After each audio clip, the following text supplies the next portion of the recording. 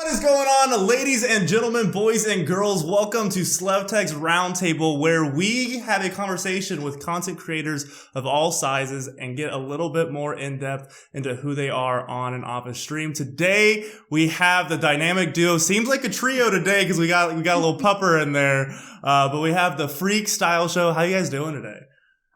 Good, Slev. How you doing, buddy? Dude, I am doing absolutely great. I had the day off. Went to the mall, picked up a couple things, and just kind of been chilling all around. Today's kind of like my day off, so I've been enjoying it. You got to take one. Oh, exactly. Sure. How have you guys been?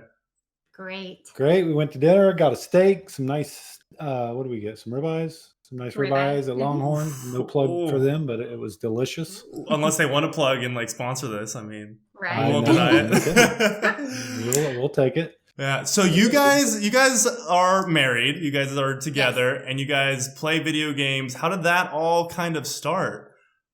Yeah. So we've been married. Yeah, we've been married 24 years. September. This September will be 25, and we've been together for 25 years right now.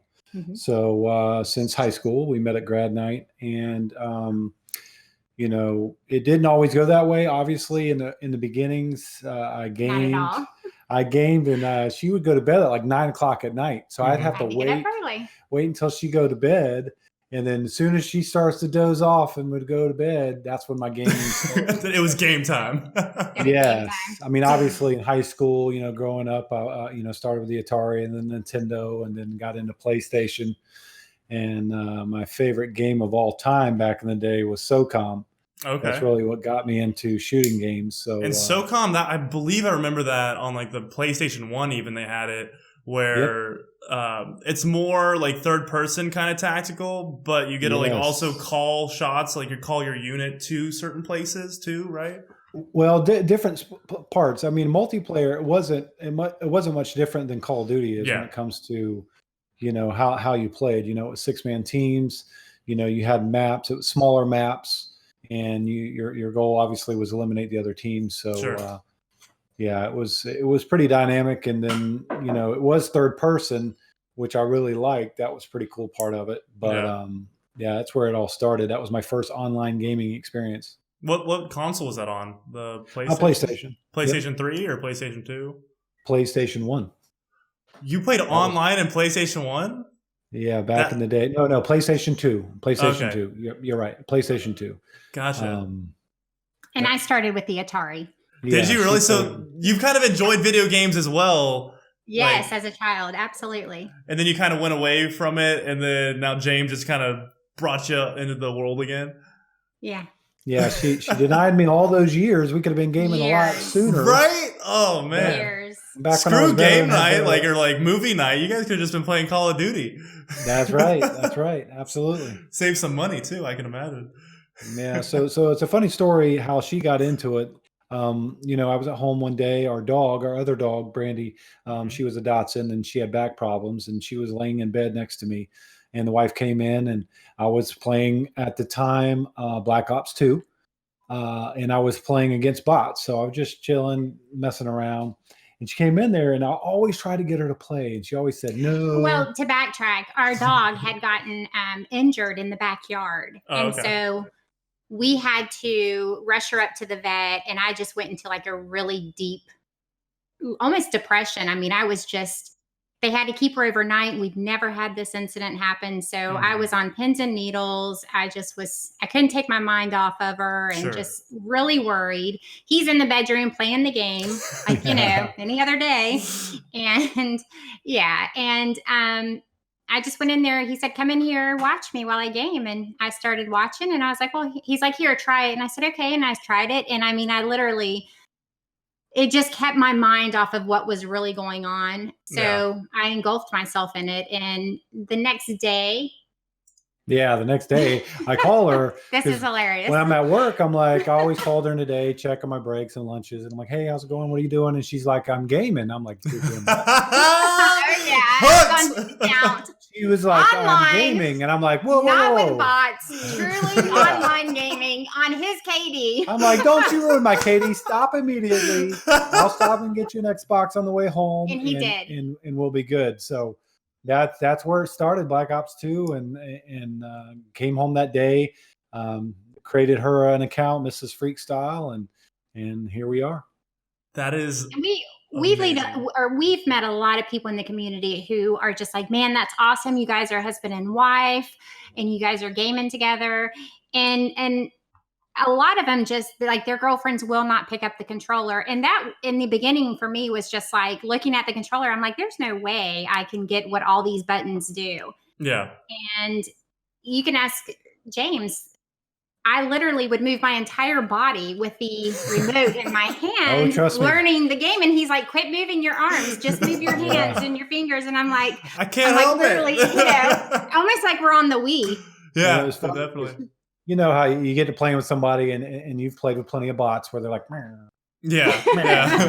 I'm like, baby, it will come. It just takes practice. I've been playing for a long time. It will come. It came.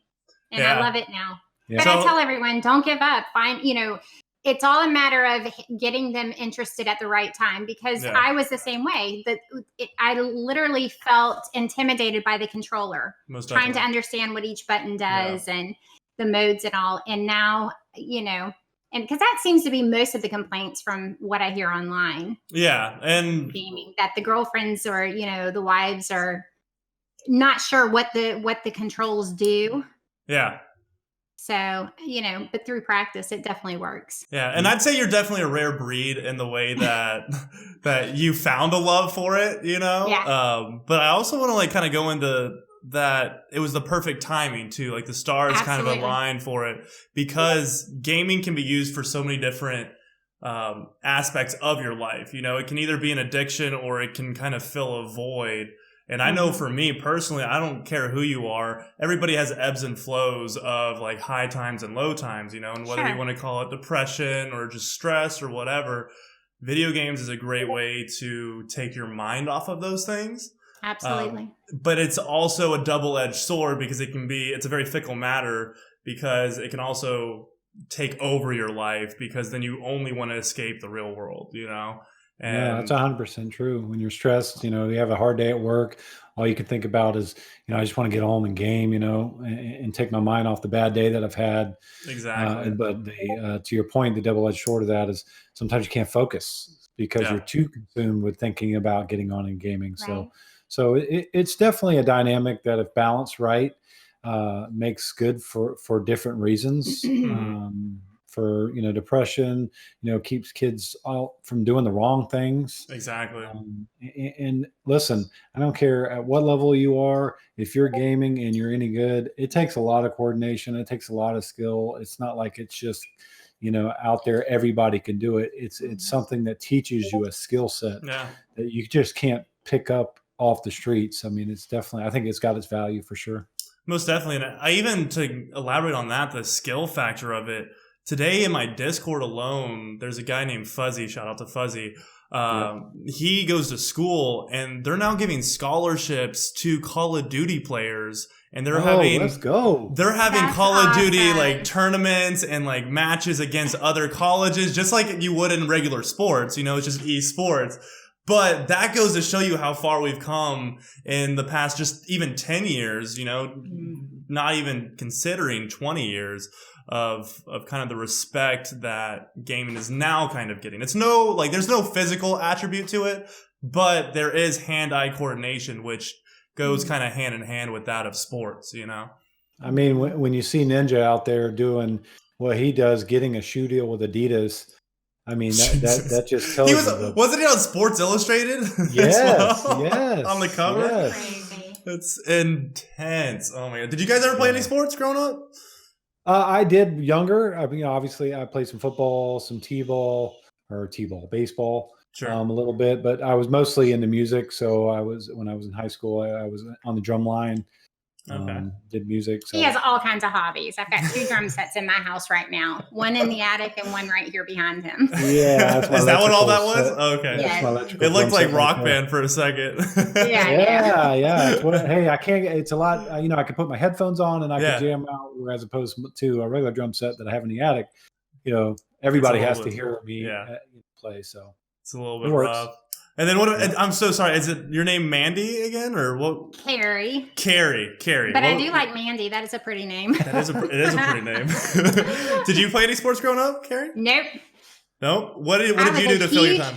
I actually was a huge tomboy. So I had 3 brothers and one other sister. So yeah, for me, it was mainly basketball in the backyard or football.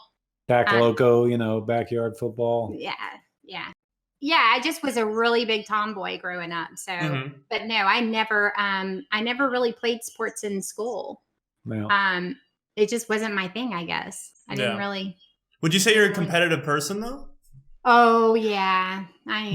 That face says it all. Let me tell you something. It's my job, my duty to protect as her husband, as part of the Freak Style Show, to make sure I'm protecting her at all times. So not only am I trying to win a game for the team that we're playing, but my job is also twofold, to keep her alive.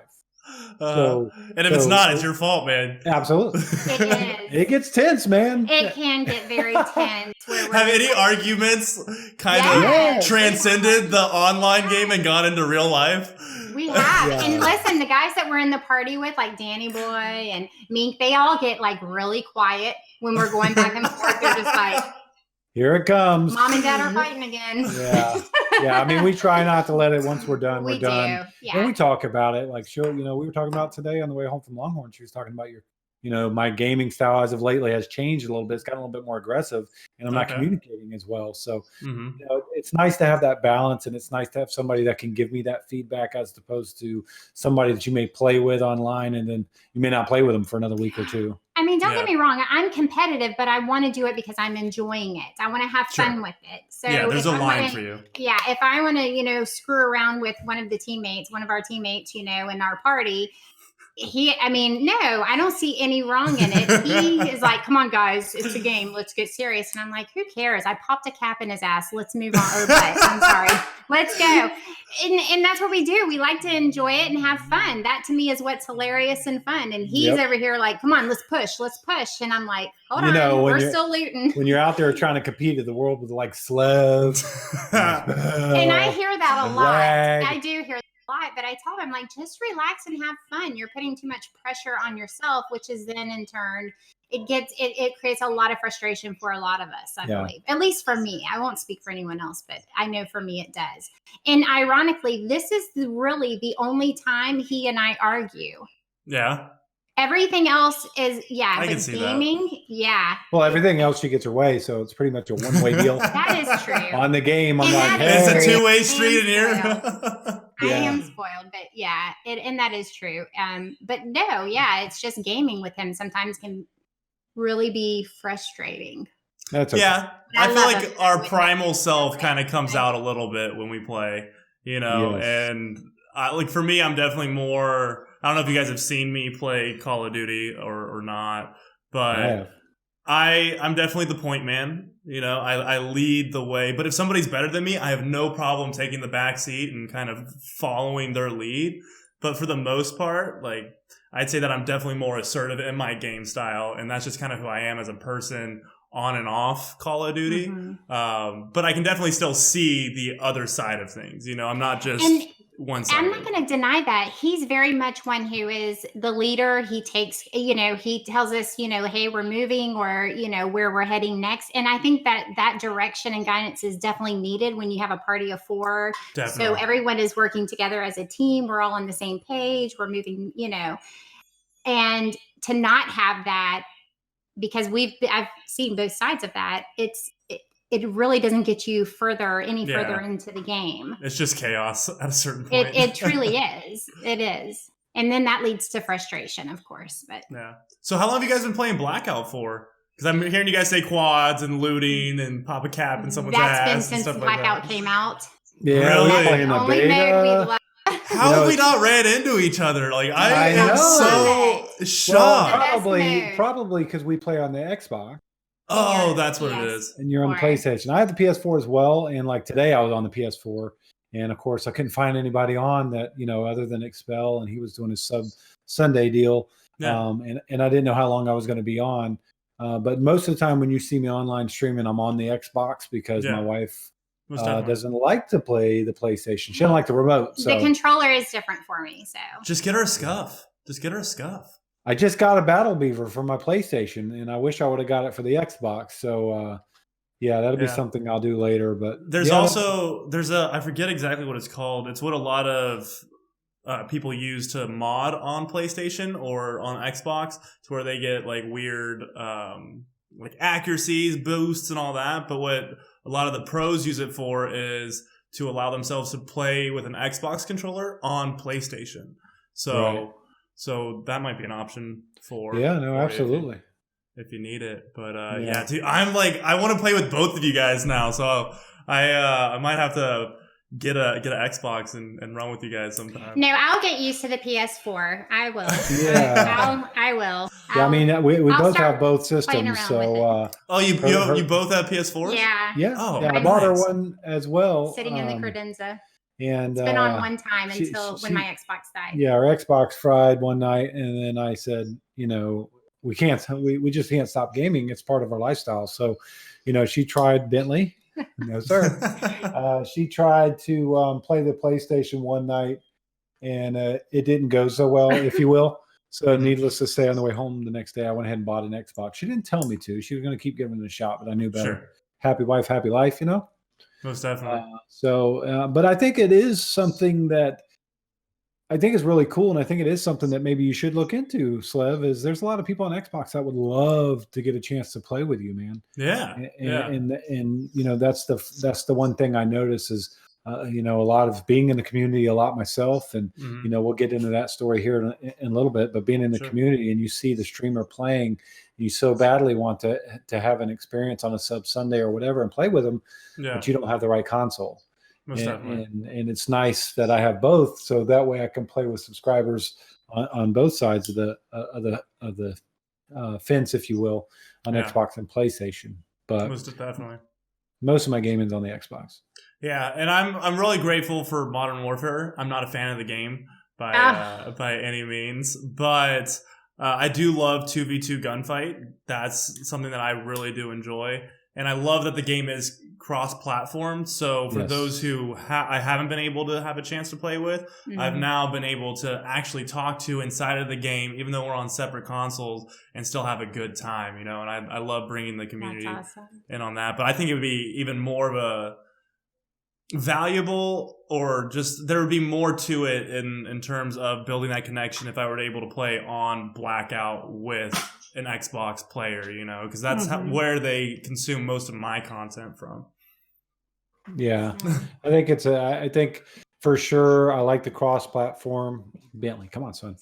I definitely like that concept, and we're all of us Blackout players are hoping that the rumors are true about the Modern Warfare Blackout. Fingers crossed, yeah. And if they make that cross-platform, I think that's probably the biggest win for gaming in a long time. I know Fortnite's got its place, but I'm not a carpenter by trade, so I can't get into that at all. I can't build, I can't build to save my life. And I'm not a huge third-person fan either. And I don't feel like we've had a crazy popular first-person battle royale to really combat that of Fortnite, Yeah. There was Apex did it for about a week, and then it just died off, And I thought Call of Duty might have, but just didn't work out. Well, I mean, the thing about Call of Duty and their battle royale format is there's nothing. I mean, for most of that genre of gaming, there's nothing better than a military style gameplay system. And you talked about it in Stogue in your interview with him about the the mechanics of Modern Warfare and the time to kill and all that stuff. Call of Duty's probably been one of the best of that. And definitely, if the one thing I could say about Modern Warfare and the little bit that I've played is it's very smooth. But it mentally gets you checked into a different spot. You got to be in a different mindset to play that game. So hopefully the Battle Royale comes out. We could all come back together again, exactly, and get on that game and let it roll that way for sure. Because I'm excited. The graphics are ridiculous. Exactly, and if they do it, I think it would be the first battle royale to really take a crack at Fortnite, because it's like PUBG if it would have ran smooth. That's how I imagine it. And I always said, because I used to be an Xbox One player and streamer before I was a PlayStation, and PUBG came out on Xbox. I was never been a mouse and keyboard person, just didn't have the coordination for it. But when it came out on Xbox One, I played it religiously because I loved just the Battle Royale format. I always said if they created one for Call of Duty, I would rock at it. But I ended up getting #1 in the world for my kill rating on PUBG. And I just love the tactics for it. It only lasted like 2.5 weeks, but hey, but it was there for a moment, awesome. Even if it lasts 30 minutes, brother. Yeah. You hit that plateau, you know what I'm saying? Yeah, exactly. Dude, the grind for it was crazy because if I had a game where I had less than 10 kills, I was legitimately like down 20 spaces, you know what I mean? Or 20 spots. So it got rough. But how did you guys get into streaming? So I'm going to go ahead and let you take over. Okay. Get him out because Okay. I apologize. He would have just been all on us if we hadn't picked him up and put him in our lap. Yeah, no worries. I love seeing the little man. Meeting you, and thank you for having us. Yeah, no, my pleasure. Thanks for coming out. We're definitely gonna have to do more episodes. I can already tell. Like I'm liking the dynamics. Dining room chair. yeah, I'm gonna hold on 1 second, Slev. No worries. Chair. Here you go, baby. I'm gonna use the gaming chair. I'll have to come back and grab that. Okay. Take this out. Give me 1 second. No, you're completely fine. I'm gonna plug in my Astro headset because these earbuds are gonna drive me crazy. No worries. 1 second.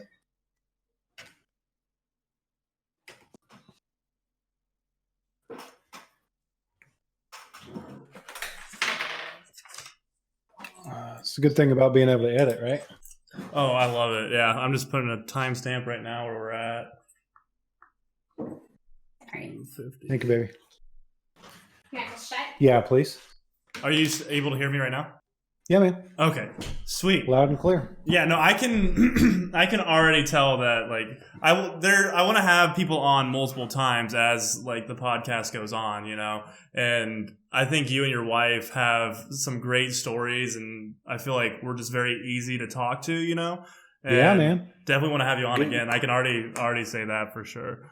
Well, that's cool, man. I appreciate it. I mean, when I got, when you reached out to me when I got in your stream, and then Miss Gigglebox reached out, I was like, yeah, man, that's really cool. I'm super excited. And like I said, I already saw or listened to the Indian Outlaw. That was the first one I listened to. Mm-hmm. And then again, I went back and watched Stokes and Cobras. I watched some of Cobras as well. Matter of fact, me and him game together today. Really? Okay. When I went to PlayStation, yeah, I saw him on streaming, and I said, "Hey, brother," and was chatting with him. And then I said, "Hey, if you're on, if you need another person," and we ended up getting on and playing some hot and heavy, some heavy metal. Yeah.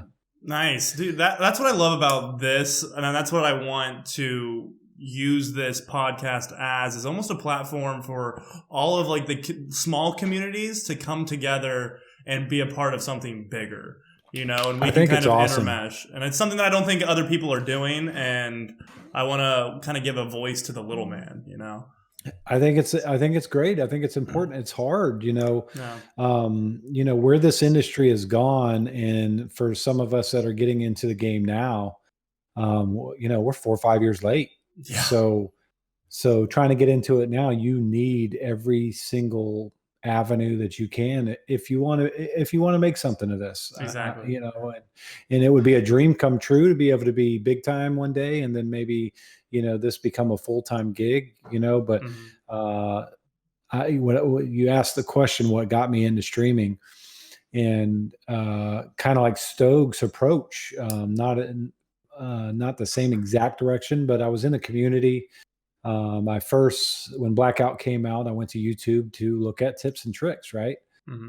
And I ran upon I Am Carbon streamer and watched some of his gameplay, and it really just gave me the tips of like how to jump out of the helicopter. This is my first battle royale, most definitely, and all of that. And I just happened to catch a gameplay with him and Expel. Okay. And I heard Expel's talking. I heard the way he communicated. I'm like, man, I'm gravitated towards this guy. So I went to his stream, and then I got hooked. instantly became a part of the community. And for months, I would just go in, communicate with them, communicate with the chat. Ended up making me a moderator. And then, through community, right? That's how I met Stogue. Got Singed Soldiers, Yindri. I know that's where I first saw you play. So it was exciting. With Yindri? No, with Expel. I thought with Expel. Okay. Yeah. And so again, Expel, I mean, I don't want to keep pointing back to him, but sure. it seems like he's the guy that helped a lot of us out. And every once in a while I'll send him a Discord message, just to let him know how impactful he was to a lot of us. Definitely. And we appreciate what he does. And, that's what I look back at this experience on today. I feel like one day I'm going to be reaching back to you, and there's going to be, others that's going to reach out to you and say, Slev, man, this put us there on the map, your Roundtable. So thank you so much. But yeah, I just got in the community and started with video content, making some videos on YouTube. Matter of fact, my very first YouTube video was called Stay in Your Lane. It was one I edited off the Xbox, and it was really about shooting lanes because me and my wife game together, I'd often get shot in the back. Yeah. And I kept the clips, and I just made a real quick video to get into it, to see if I could do it, see how I liked it. And I loved it, man. You love the editing process? Yeah. Yes. It's long and it's painful, but I really loved it. So I went ahead and got the computer, got everything set up to stream, but I really wanted to start with video content. So I did that for a while. And then I started streaming on YouTube. And my plan was I wanted to get to about 100 subscribers on YouTube and then make the switch to Twitch. Sure. And that's where we're at today. We're at 162 followers, I think. And I think I'm at 52 subscribers, affiliate, and just loving it. Loving every bit of it. That is so good to hear. I love those stories though, where you start out with a passion of gaming, and then I've heard people that this is like their first battle royale. This is where they first kind of stumbled upon streamers, and like for that, it was like Carbon. You watched a couple of his videos, and then you fell in love with Expel. You got enveloped in that community, and then through the community, it almost planted the seed that like you could do it too. Absolutely. And that's what I love about the era that we're in right now, because there's never been an era before. Like our parents, our grandparents, there's never been a time where we've had an opportunity of the internet. And to be able to make something of ourselves without having to go through like orthodox methods, And it's in the connection that you have with your community is more important than anything. I could 100%. have 50,000 people watching me stream or 5. It's the fact that I have an opportunity to connect with somebody and hopefully make their day better. I mean, we talk about our avenue or, this platform that we have when we do this. Not that I'm, it's not like I'm a huge streamer or anything, but we're all drops in a big bucket, bro. Absolutely, 100%, man. Yeah, absolutely. And but just the fact that if somebody was having a bad day or they tell you something pretty big is going on in their life and they feel comfortable enough to share that with you, and gives you an opportunity to tell them that you're thinking of them and you'll be thinking of them, gives them that little bit of, make them feel better. I mean, I've spent I get done with a game and streaming, and I've spent sometimes an extra hour or two with somebody that we were gaming with because they were going through something. Yeah. And we just sat and party chat and talked for an hour just to try to help them get through it. Yeah, most definitely. And for me, the moment that made kind of streaming a bigger picture, gave me a bigger picture of streaming, that there's more that goes into it than just being entertaining, was I got a DM from one of my followers. I won't say names, obviously. But they had messaged me saying, like, thank you so much for welcoming me into this community. And they went on to say that when they stumbled upon my stream, they loved Call of Duty. They were like a freshman in high school, and nobody had even acknowledged them in a month. Oh, my goodness. Nobody had even said anything to them, whether that be their home life, school, whatever. And he said, when I came into your stream, you immediately said hello. And there were 4 other people that were just automatically saying, oh, hey there, how's it going? And it made that person feel welcomed. And he said that he was on the bus ride home from school when he found my stream, because he just looked up like Call of Duty streamers or whatnot, and I popped up on YouTube. That's when I was streaming on YouTube. And I'm getting a little emotional talking about it right now. Yeah. But he said that he was seriously contemplating suicide, because he just didn't feel like he belonged anywhere, like nobody cared about him. And by coming into my stream every single day, we would acknowledge him and he would feel like he was a part of something. And that's when I got that message, like I literally cried when I got that message. Oh yeah. Has to hit your heart. It broke my heart. You know what I mean? That there's somebody that was, and I know the person and they're such a kind-hearted person that nobody should feel that way, especially this type of person, And yeah, go ahead. What were you going to say? I was just going to say that. And that's why it's so important, if you're getting into this industry, and listen, if we make money at it, great. But if you're getting into this industry for that reason alone, you're doing it for the wrong reasons. Exactly. If you want to do that, stick to YouTube, do videos, do content, and that's where you live. But if you want to be a streamer, reality is you've got to connect. And I'm going to bring it back to Stogue for a second. Out of all the people and communities that I've been in and I've helped out and, in numerous ways without saying on this, sure. Stogue is probably one of the first and only ones that's reached back out to me to give me advice.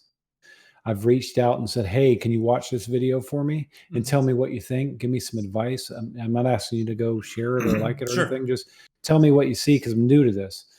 And a lot of the people I sent to, not one they said, oh yeah, I got you. I'll look into it. Not one of them. Never get back to you. Yeah. Never got back to me. But Stogue, within minutes of me asking, went and watched the video, responded back to me with stuff he liked, stuff he thought I could work on. And it was so powerful. Yeah. And that's why I connect so well with Stogue, man. Yeah. Legit OG right there. Most definitely. I feel like there's in a world that is so saturated, that is the streaming culture, it's hard to find genuine people, and I feel so fortunate that the kind of community strain that we kind of have, or strand, whatever you want to call it, or hub of like other communities of streamers and whatnot. There's a lot of genuine people that I've stumbled upon in like our little community hub. And and I know that there's been people that have vastly different experiences, and gotten in with the wrong group, and it ruins the experience for them, And no, it does. It absolutely does. I mean, I'll never forget, and again, I'm early into this. I've been, streaming for a couple months now, but, two major experiences that happened to me so far in streaming. Number one was my first stream, Sin Soldiers, of all people, somebody that I've watched hundreds of times. Sure. Came into my stream and donated my first donation.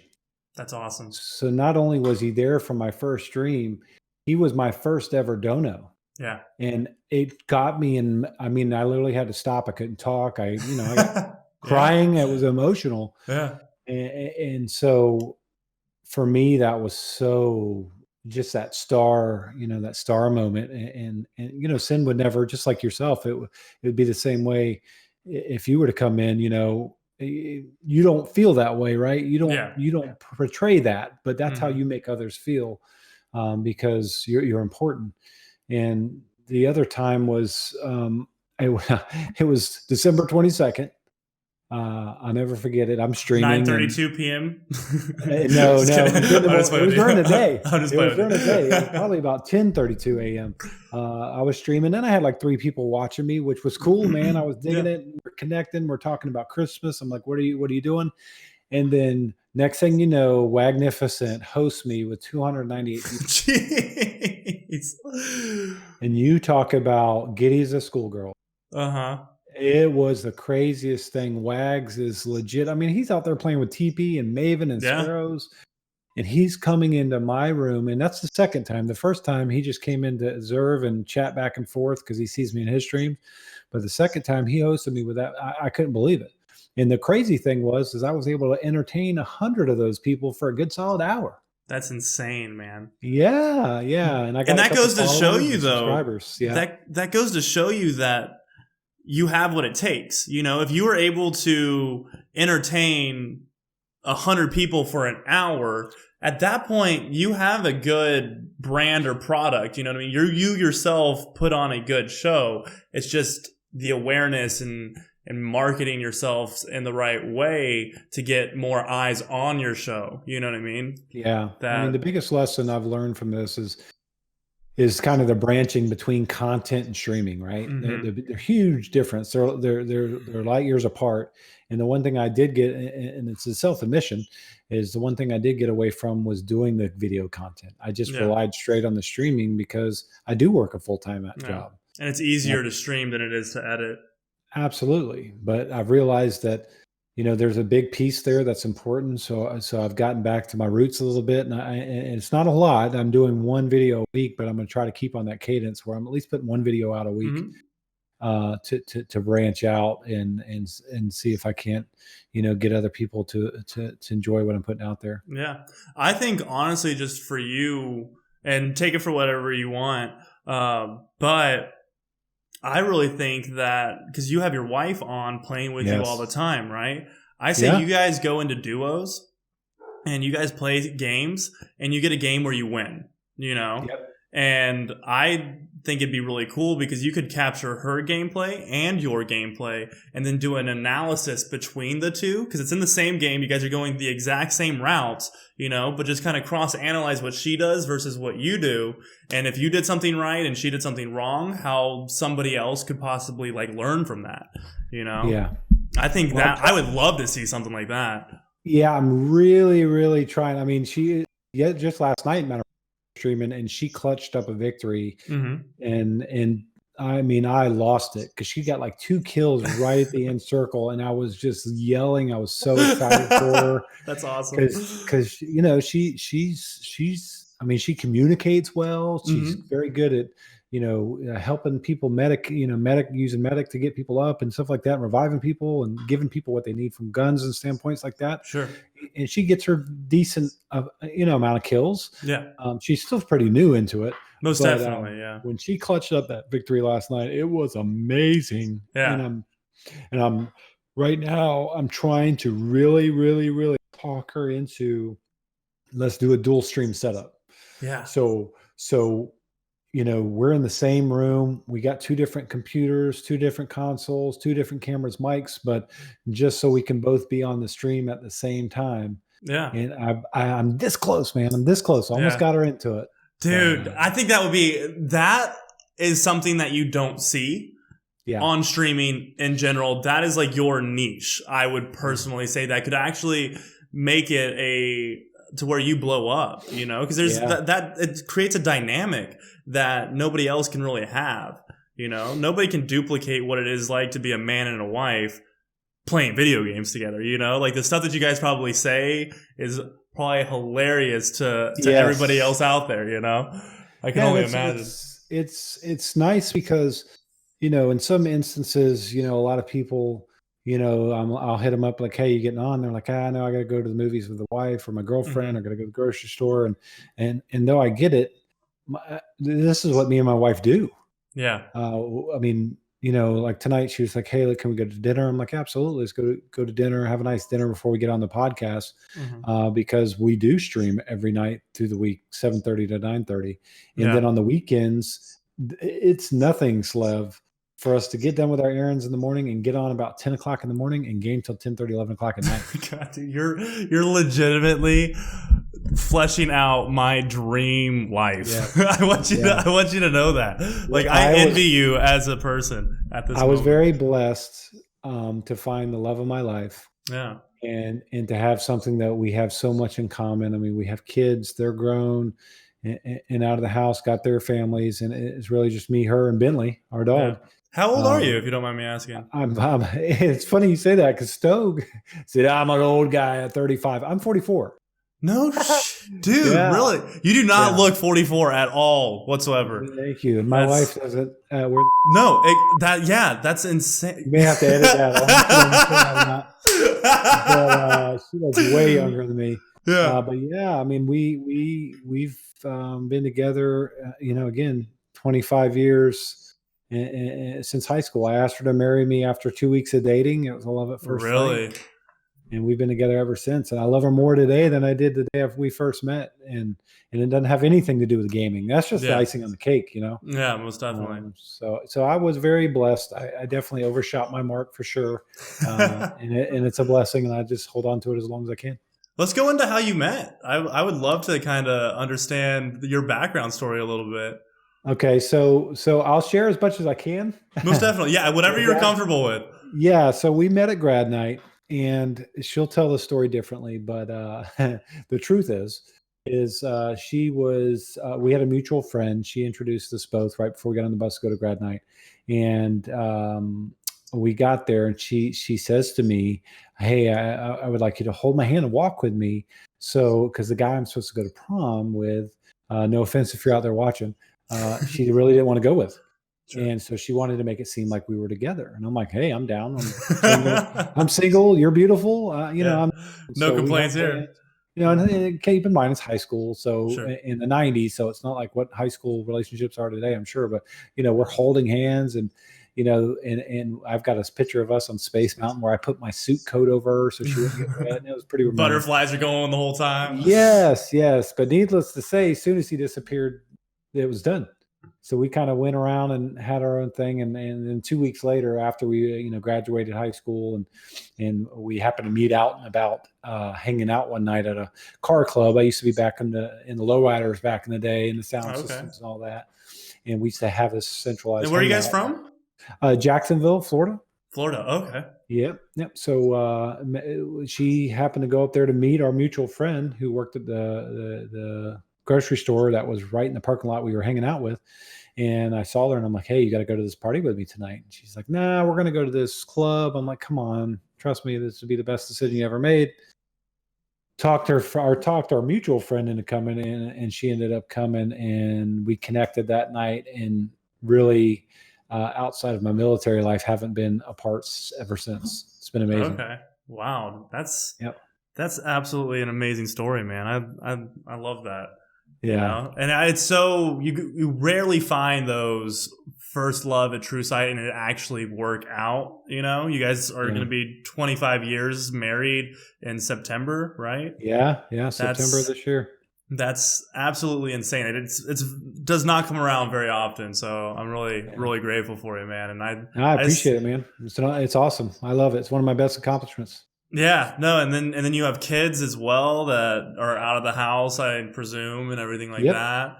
And so you've kind of had a good life so far. I'm sure there's been downs, but of course, I'd say you're net positive for your life, 100%. Absolutely. So, dude, that is so cool. And then you got into streaming. You've been on YouTube a little bit, transitioned over to Twitch once you got 100 followers. Is that right? Yep. How long ago was that? I'd say probably about 3 to 4 months ago, it feels like. Okay. Somewhere in that range. And you're at like 52 subs now on Twitch? 52 subscribers and 162 followers, I think. That's awesome. And you guys stream every single night? Yeah, Monday through Friday, 7:30 to 9:30. I mean, there's been an occasion where, where I haven't been feeling good, or, sure, because I think it's important that, if you're going to do it, you got to put the work in. I don't want to just, especially when you've got the pressure of people that are paying their money to be a part of your community. Exactly. I don't want to let them down, right? Even if it's one person. Exactly. And so it's important to me that I do that, and we're gaming, right? So pause on the streaming for a second. Me and my wife are doing it anyways. Yeah. We're gaming every night by the time. I mean, there's been times I've gotten home from work and I've walked in the door and she's already got my game system on and ready and saying, hurry up, come on. I'm like, can I change and get relaxed, But no, we stream Monday through Friday, like I said, 7:30 to 9:30 Eastern Standard Time. Mm-hmm. Unless I'm sick or we really got something going on. Yeah. It's pretty much an every night thing. Yeah. And there's so many different ways that I want to take this conversation because one, you said you were in the military. Yep. So are you still currently in the military? What was that kind of like, or what do you do now? Let's kind of go into that field a little bit. Yeah, no, I went into the military right when I got out of high school. So, I did 4 years active. I was a helicopter mechanic. come from a military background. My dad did 28 years in the Navy and retired. And, he tried to convince me that it wasn't the same military that I thought it would be. So I said, I'm going to do it. I got to support a family. And so I went in and did it. And it really wasn't the military. I didn't feel like the military at the time. And it just felt like any other. It felt like any other job. I came in, did my job. I had to wear a uniform every day, but it didn't feel disciplined, I guess is the word I'm looking for. You think military, and it's the Navy, of course. Other branches, I'm sure there's far more, Marines, Army, there's probably a lot more discipline there, but it just didn't feel like, it just felt like a regular job. And I felt like, if I'm going to do a regular job, why wouldn't I do it where I don't have to go out on deployment and be away from my family? It just didn't make any sense. So I did my 4 years, did them honorably. I got an honorable discharge in 98. And then I started working. I did a couple jobs here and there. I worked for Nokia doing cell phone repair. And then I did computer networking where I did, fiber optics and Cat5 networking for backbone. So the backbone wiring for commercial. Did that for about a year. And then I got on with the cable company and was a cable technician. And I've been there for going on 20 years now. Wow. What is it like? You live in Florida, so is it Comcast over there? Yeah, Comcast. Okay. Absolutely. I used to live there for about 6 months in Fort Lauderdale. Oh, cool. Big time in Fort Lauderdale. It's nice down there. I didn't have to pay for it. Oh, there you go. Yeah, no, I used to work on private yachts. Oh, and so it's the yachting capital of the world is Fort Lauderdale. And so got on a boat there. I literally bought a one-way ticket to Fort Lauderdale, took the classes, walked the docks like every day at 5 a.m, and then eventually got on a boat. Wow. And was in the Bahamas like 2 months later. It was great experience. Hardest time I've ever worked, pulling like 20-hour shifts and things like that. But dude, Florida is something else. Yeah, it's something else in a lot of good ways and bad ways. There's a lot of extremes in Florida, I would say. Yeah, well, it's nice about where I live. Jacksonville, it's pretty slow, man. Yeah, it's not like Miami or Fort Lauderdale. It's not very busy. It's pretty slow. The schools are good. Yeah. One of these days, we'll have a Super Bowl winning football team. Were they close this year? I don't watch football all that much. No, they fell apart, man. They had all the of being good. They signed Nick Foles, $88 million. Is going to be the solution to all of our problems. And then our football team just couldn't do it. He got hurt on the very first game of the season, broke his collarbone, was out. But our rookie, Gardner Minshew, came in and he was a phenom, dude. 6th-round pick, won rookie of the week like 7 weeks straight. Legit. He's going to be a star in the league, hopefully. Sure. But this football team has had so many different holes and. We'll see, but future's bright for sure. There's some good pieces in place. We got a lot of draft capital this year, so we'll see. We got some cap room to get out of trouble, but outside of that, that's really all there is in Jacksonville, other than good fishing and golfing. Yeah, fishing's amazing though, man. I love to fish.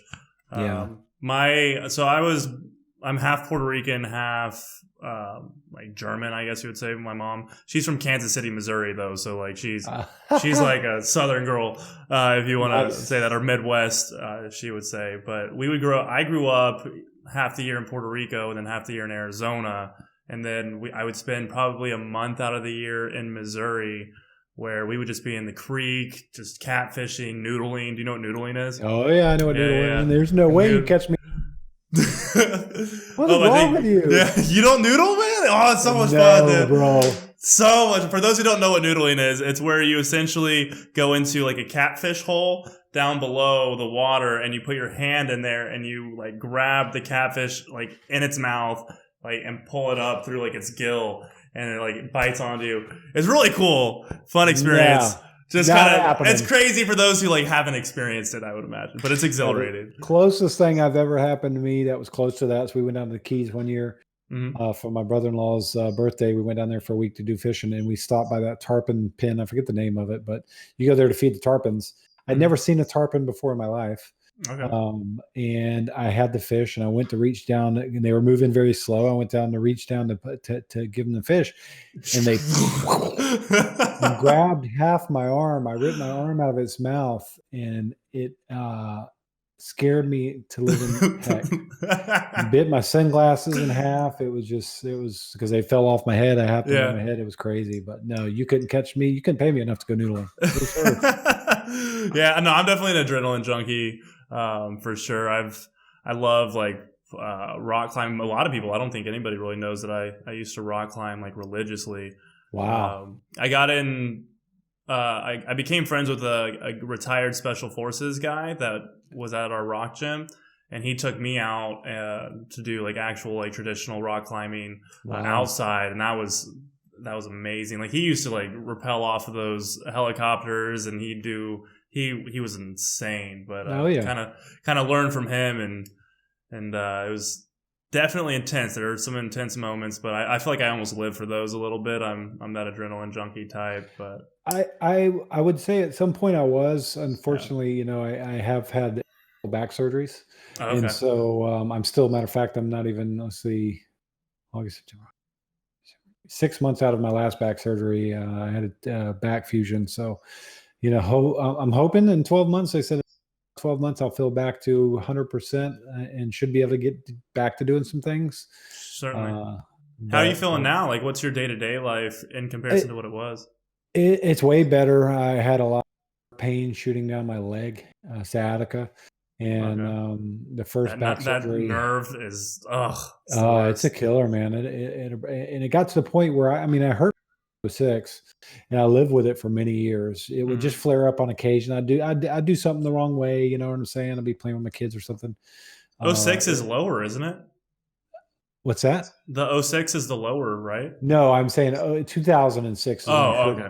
Got it. But it was my L4, 5, and my S1. Yeah. But yes, lower back. Mm-hmm. But as long as I didn't really do anything, it really didn't bother me. And one day I was we were putting Christmas decorations back in the attic, and the next day I didn't realize I did it. Next day I felt the sciatica down my back, and it was different. It was just like constant, and it wasn't stopping. Yeah. And about a month later, I said, okay, I got to do something. Went to the doctor, and they had me go through all the treatments. I wouldn't take any pain medicine at all. I'm like, I'm not taking pain medicine. You got to figure this out. Yeah. So they tried the steroid shots. That did nothing. And then finally they said, well, we try a surgery. We can try a less invasive back surgery first. Hope that works. But if not, we'll probably have to do the fusion. So we gave it a shot. 3 months later, all the pain came back. So we did the fusion, and so far so good from the nerve pain perspective. Sure. But in the surgery site, it's still, again, 6 months later, and I have my moments where it still bothers me. Yeah, so it's going to be a process, but I'm positive about everything. So I'm pretty confident it'll be good. Yeah. I had a pretty bad back injury, not anything that needed surgery, but I used to be a professional ballroom dancer. Nice. Back when I was like 20, 21. I didn't know how to dance. I still don't know how to dance. But dude, I went in because my buddy was getting married in Switzerland, who I'd met while I was living in Puerto Rico. And wow. And I decided like I needed to take some like classes because it was going to be a gala event, and I needed to just know the basic waltz, Right. And just so I wasn't just sitting on the sidelines, because that's not my style. I'll make a fool out of myself, but like I'm gonna have some fun doing it. You know what I mean? Absolutely. So I took some classes. Within 2 weeks, they offered me a job there, and I'm like, guys, I don't even know how to dance. Wow. Like there's nothing that I can offer. They're like, no, we just love your personality. Like, people love you, we love you, so we'll teach you how to dance, but like we just want you to work for us. I was like, do I get free dance lessons? They're like, yes. I was like, I'm in. Yeah. You know what I mean? And I'm down. So I did it for going on 2 years, I believe. But the funniest, I don't know if I told this story, but within 2 months of me just dancing, like between my first time coming into the doors of the studio to 2 months later, I was having to compete as a professional at a charity event. It was called Dancing for Stroke. And then they had it was like Dancing for Stars, if you know what that is. Yes. And they had 3 judges. They had the CEO of the hospital that was there, or the organization. And then they had like the ballroom champ of like 2017 that was there as a judge. And then they had like a guest star judge, which was a Survivor winner from the most recent. Wow. Yeah, so they pulled out all the stops. It was like live in front of like 600 people, and they also like televised it. But I just remember like 2 months before, I had never even I didn't know my left foot from my right foot. You know, I couldn't tell what a 4 count was or a 3 count was or anything like that. Ended up doing a footloose routine with a girl. And had had my boots on and like cowboy out, a hat and everything. And I just remember being like so nervous because I was like, I don't know how to dance. I don't know what it is that I'm doing. I don't know the timing. I don't know anything. I'm just going to go out there and do it, you know. But it was the craziest experience for me. I kind of reverted because I used to be a professional swimmer as well when I was like younger. And behind the curtain before they called us up, about like 5 minutes prior, I was doing like my swim warm up behind the blocks, like getting all nervous and everything. Yeah, let's go. You know, and just like kind of getting hyped up, and then you just went out and did it. And we ended up getting 27 out of 30. So it was 28 because we got a 10 and then 2 9s. So wow, jeez, not too bad. But you got 28th with that score. Yeah. No, we didn't get 28th. We ended up getting 3rd place, but okay. 3rd place overall. But it was intense, man. It was funny. We partied after, like all the instructors and all the teachers and everything. And I was just like, everybody was like, I don't know how you did that, man. Like we weren't expecting you to actually go through with it, but I don't know. That's kind of, I'm a beast. That's how I went through it. I'm a beast. Just kind of have fun. You know, I'm never one to turn down an opportunity. You know, I live for the experience and the stories, not for anything else. You know, I had a health scare when I was younger. That was why I retired from swim. And ever since then, I've just kind of taken any and every opportunity that I possibly could, you know. That's amazing, dude. I mean, that's how you grow as a person. I think it'd be a unique experience, whether it be you let somebody else do it or whether you kind of did a one-on-one with yourself. So you recorded the video of you asking yourself about some of the questions so you could share some of these experiences. You sound very well traveled. You've been to all these different places. I mean, a lot of people like to know that too. So I appreciate it. And that's what I like this podcast for, is because I feel like with every podcast, there's like some story that I have that kind of ties into the conversation. And so people that watch the podcast kind of get to know me as the conversations and as the podcast episodes unfold, you know. But I definitely think it'd be cool, like almost to do like a Q&A or have somebody flip the script where they're kind of interviewing me. But I'm not narcissistic in that way, so I don't know. I think I hear you, and I think you cut out just there for a little bit. I said I could see where that may come off in some people's eyes. But no way, man. Not at all. Yeah. Well, dude, we're going up on an hour. I want to continue this conversation. So we're definitely going to have to do a part 2 to this one, 100%. Because I feel like we've meshed really well, you know? Yeah, totally down, bro. I mean, I feel like we definitely got the same personality. I like to be a goofball, obviously. 100%. You are definitely 100% goofball, so... We are right there in the same playing field, my man. This is true, man. Well, thank you so much for coming out onto the podcast. It's been an absolute pleasure having you on, man, and your wife as well. The dynamic between you, her, and even the dog at times was amazing. So thank you so much for coming out, man. I appreciate it. And, you know, again, if anybody's watching this, ends up watching this podcast, you know, Monday through Friday, 7:30 to 9:30 Eastern Standard Time on Twitch. It's the Freak Style Show. 1 word, 2 E's. If you don't do 2 E's and you don't put the words together, you'll end up doing some freestyle rap or something. So it's the Freak Style Show. I love it. And for everybody that is listening up until this point, thank you guys so much for coming to the very end, listening it all the way through. Everything will be posted down in the descriptions below, whether you're listening in the audio format on Spotify or any of the other podcast platforms or on YouTube. Just look in the descriptions. All the links will be down below for my boy, The Freak Style Show. And hopefully in the near future, Mrs. Freak Style will have her own as well, and they'll come in and collaborate. But guys, thank you so much for tuning in. Make sure to give Freakstyle Show a nice big fat follow on all of those platforms. This is Slevtek. This has been Slevteks Roundtable. Thank you guys so much for tuning in, and I will see you guys in the next one. Have a great day.